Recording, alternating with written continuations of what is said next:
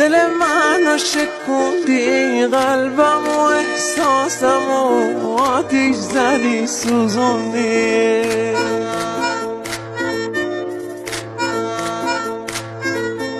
غمین و دل شکستم، عزیزم خستم، بعد تو مهربونم، دل به کسی نبستم.